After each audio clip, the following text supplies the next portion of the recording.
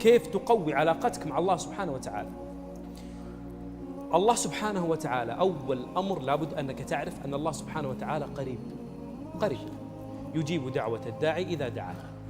2، الله سبحانه وتعالى يقول ونحن أقرب إليه من حبل الوريد.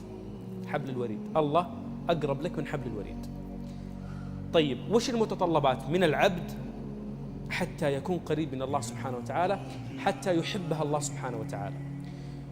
جاء في الحديث القدسي عن الله سبحانه وتعالى أنه قال ما تقرب إلي عبدي بشيء أحب إلي مما افترضته عليه، يعني الفرائض، منها الصلوات، منها الزكاة، منها حج البيت إن استطعت إليه سبيلا.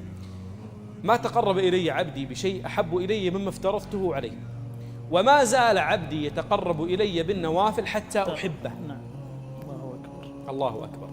النوافل أي شيء دون الفريضة، مثل سنة الفجر ولا سنة الظهر ولا أذكار الصباح والمساء ولا سنة المغرب ولا سنة العشاء، قيام الليل، الوتر، الشفع، الاستغفار، قراءة القرآن، هذه كلها، ابتسامتك في وجه أخيك، صدقة وغيرها، هذه كلها من السنن ومن النوافل. وما تقرب، يقول الله سبحانه وتعالى في الحديث القدسي وما زال عبدي، يعني ما زال هذا العبد يتقرب لله سبحانه وتعالى. هنا صدقة، وهنا بر، وهنا صلاة، وهنا وتر، وهنا قراءة قرآن، وهنا عمرة، وهنا حج من غير الفريضة، وهنا وهنا وهنا، وما زال تفيد الحاضر والمستقبل. وما زال عبدي يتقرب إلي بالنوافل حتى أحبه. طيب يا رب إذا أحببته؟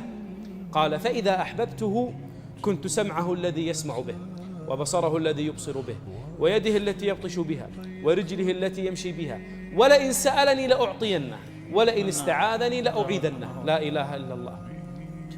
اليوم بإمكانك أنك تكون قريب لله سبحانه وتعالى بالنوافل والفرائض بأقل القليل، بكثرة الاستغفار أيضا، بكثرة الاستغفار، نعم. بكثرة الصدقة، نعم. بكثرة التهجد، بكثرة ذكر الله اللي ما يحتاج منك قبلة، ولا يحتاج منك وضوء، ولا يحتاج منك اتجاه، ولا يحتاج منك وضعية معينة حتى تكون قائم أو قاعد أو على جنبك أو مضطجع أو نائم أو بسيارتك أو أختي في المطبخ أو أنت في بيتك مع أبنائك أو في حديقة أو في الكوفي. بإمكانك أن تذكر الله سبحانه وتعالى، وتكون هذه من الأمور اللي أحبها الله ومن النوافل، فيحبك الله سبحانه وتعالى ويقربك.